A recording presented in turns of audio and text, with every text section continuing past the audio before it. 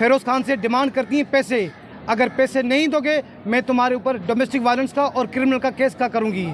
इस तरह कैसे हो सकता है? हस्बैंड वाइफ इस तरह लीगल नोटिस भेजे और धमकियाँ दे क्रिमिनल केस की, डोमेस्टिक वायलेंस की। जैसे इन्होंने कहा जना में आंख सूजी हुई है, जना के लेटर में क्लियर तौर पे लिखा है फेस का एक्सरे करवाओ, वो एक्सरे नहीं करवाया, इन्होंने मोबाइल से सारे एक्सरे लिए। अस्सलाम वालेकुम। आज 5 नवंबर है। मैंने पहले भी कहा था 29 अक्टूबर सच लेके आएंगे सबके सामने।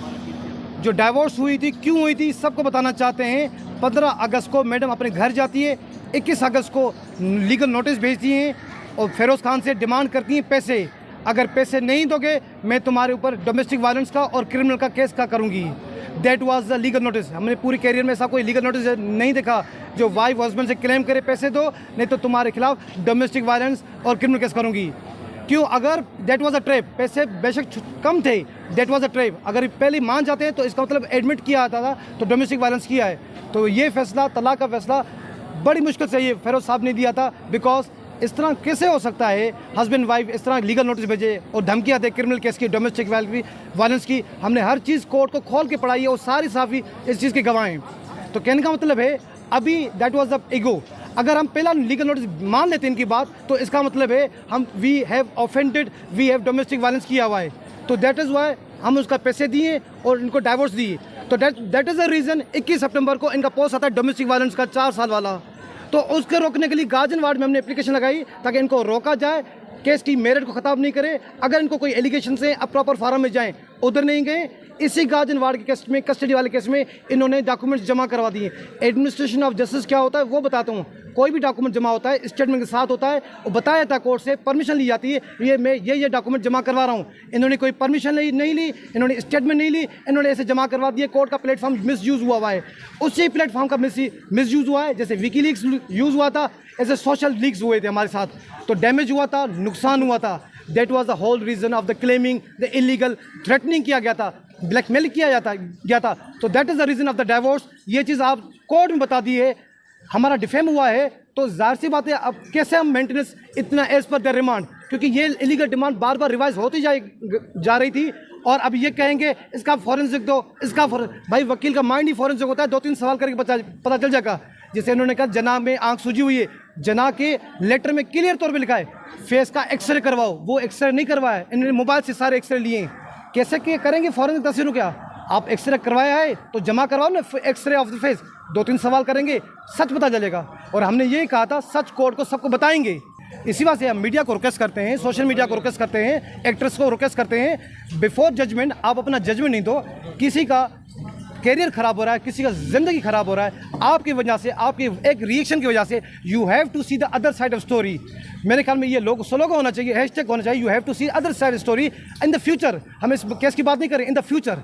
लोगों का रोज़गार है, लोगों को मेहनत की हुई है, अब पानी फेर देते हो किसी झूठे इल्ज़ाम में। तो ये रिक्वेस्ट है हमारी सबसे। ये बता दें कि मुझे आज आप आर्गूमेंट में यही बता रहे थे कि नुकसान हुआ है सोशल मीडिया पे इस कैंपेन का, तो प्रोफेशनली कितना नुकसान हुआ है ये भी बता दें। और दूसरा ये कि क्या काम मिलना बिल्कुल बंद हो गया फिरोज़ खान को या थोड़ा बहुत? अब नुकसान कितना हुआ है वो मुसद्दिक मलिक से ट्वीट से पता चलता है कितना नुकसान हुआ है। Everybody is thinking under review. भाई हम दुआ करते हैं ये इत्तेफाक किसी के साथ ना हो एलिगेशन का। जब आप पे सिविल और क्रिमिनल चार्ज लगेगा तो हम पूछेंगे, फेयर ट्रायल ड्यू प्रोसेस तो मांग रहे हैं। मैडम को अभी भी एलिगेशन हैं, हमारे पास सबूत बहुत हैं, हम दिखाएंगे। भाई सबूत क्यों? केस स्टार्ट करो ना, इन्वेस्टिगेशन स्टार्ट करो, डोमेस्टिक वायलेंस का FIR करवाओ ना। आप धमकियाँ क्यों दे रहे हैं? पहले लीगल नोटिस में धमकियाँ दी, फिर इनका भाई आकर देते कैमरा भी धमकियाँ दी। हमारे पास बहुत सबूत हैं, सबूत सारे सच्चे हैं। भाई फॉरेंस वकील का माइंड ही फॉरेंसिक होता है, 2 मिनट में पता चलेगा सबूत कैसे सच्चे हैं। अच्छा ये बताएं कि आप डिफेमेशन का केस करने जा रहे हैं इस मामला पर, क्योंकि कह रहे हैं कि नुकसान हुआ है हमारा और जगह भी हुई है, तो क्या कहेंगे? देखें मसला पहले ट्वीट से हमने कहा था we expect respect and support and respect. After all she is the mother of the minors. अब उनका गलती का तो नहीं करेंगे उसको penalize. After all she is the mother. बच्चों की वजह से we will still extend the respect, still extend support. हमारा नुकसान हो गया, हमें ऊपर वाले पे भरोसा है, आप लोगों के दोस्तों पे भरोसा है, इंशाल्लाह ये रिकवरी हो जाएगी।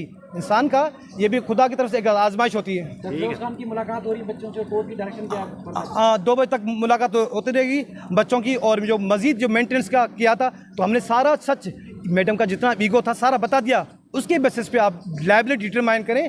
20,000 लायबिलिटी और प्लस एजुकेशन एंड मेडिकल जितना भी इनवाइस देंगे अनलिमिटेड करेंगे, अनलिमिटेड।